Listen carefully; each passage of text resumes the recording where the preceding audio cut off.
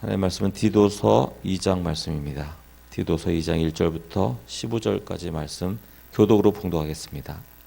오직 너는 바른 교훈에 합한 것을 말하여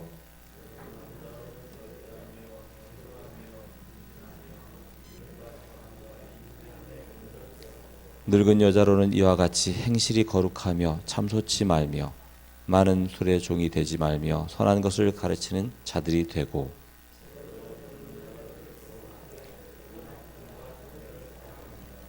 근신하며 순전하며 집안일을 하며 선하며 자기 남편에게 복종하게 하라. 이는 하나님의 말씀이 회방을 받지 않게 하려 함이니라.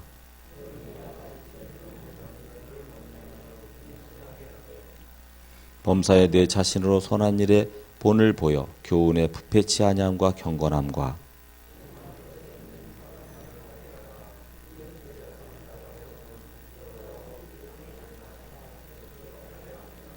종들로는 자기 상전들에게 범사에 순종하여 기쁘게 하고 거스려 말하지 말며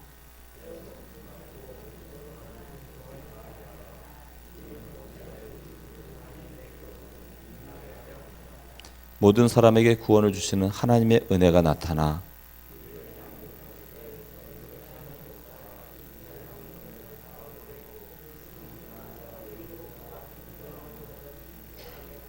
복스러운 소망과 우리의 크신 하나님 구주 예수 그리스도의 영광이 나타나심을 기다리게 하셨으니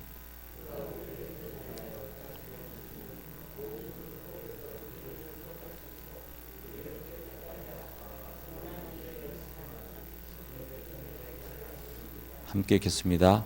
너는 이것을 말하고 권면하며 모든 권위로 책망하여 누구에게든지 업신여김을 받지 말라. 아멘. 오늘 읽은 디도서 2장 말씀은 가르쳐야 될 바른 교훈에 대해서 말씀하고 있습니다. 1장에서 디도에게 편지에서 바울은 교회 지도자들을 책망하고 그리고 하나님의 말씀을 옳게 가르칠 장로들을 각성해 한 명씩 세우라고 하고 있습니다. 성도들이 복음의 증인으로서 사명을 부여받았는데 복음의 증인들의 그 행동하는 그 모든 삶의 모든 모습들이 불신자들과 별반 다를 것이 없다고 할 때 하나님의 말씀이 세상 사람들에게 어떤 취급을 받게 될 것인가 우리가 생각을 해봐야 됩니다.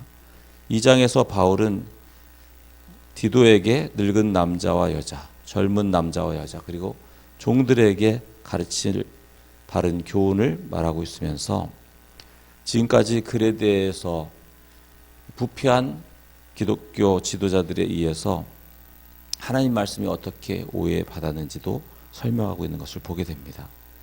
5절 끝에 쪽에 보게 되면 이는 하나님의 말씀이 회방을 받지 않게 하려 함이라 이렇게 말씀하고 있어요. 그래서 주의 복음을 증거하는 그 메시지가 회방을 받는다는 것은 신임을 얻지 못하고 있었다라고 하는 것을 이야기하는 거죠. 왜냐하면 우리의 그 전하는 그 복음의 내용이 잘못된 것이 아니라 복음을 전하는 내용을 담은 그 그릇이 문제가 있다라고 하는 거죠.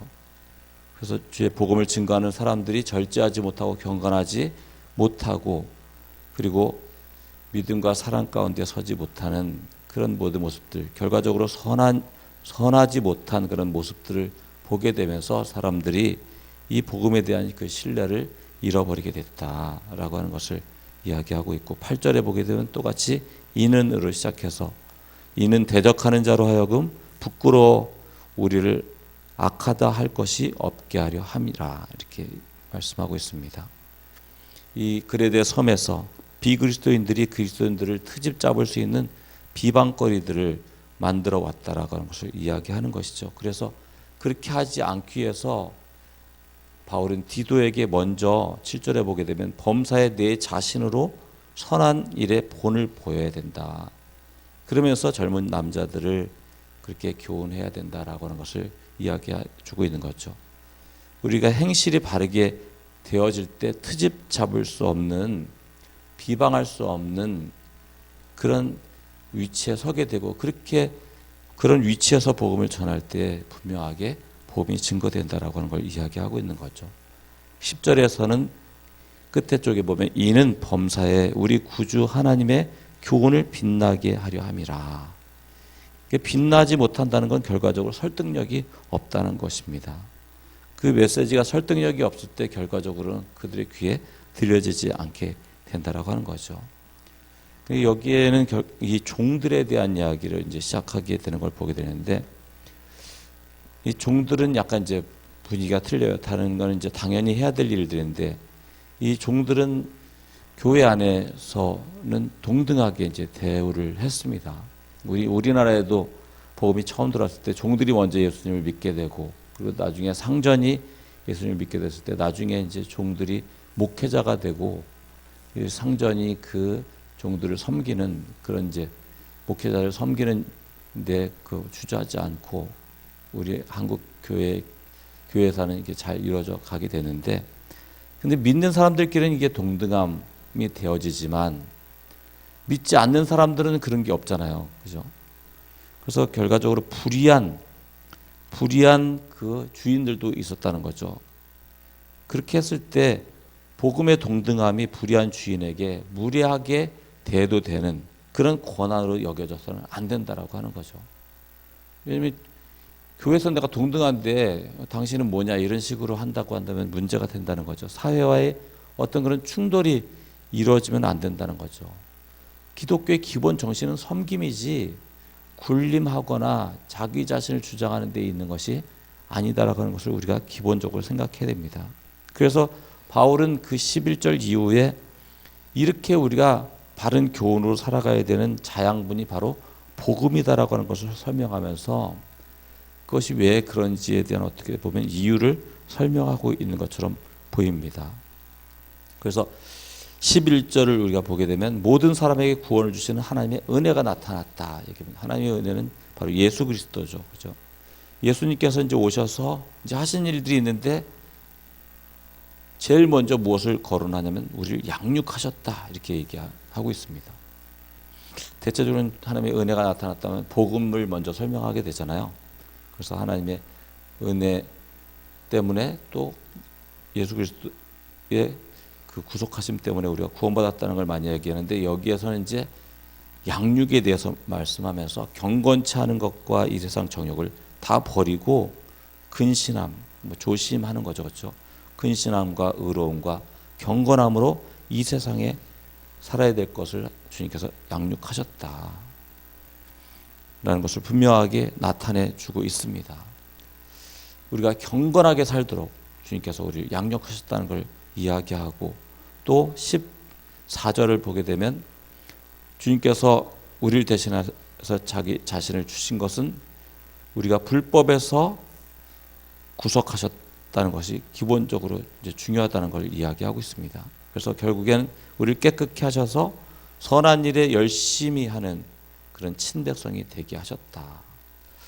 하나님께서는 불법을 기뻐하지 않으신다라고 하는 것을 분명하게 말씀해 주고 있는 것이죠.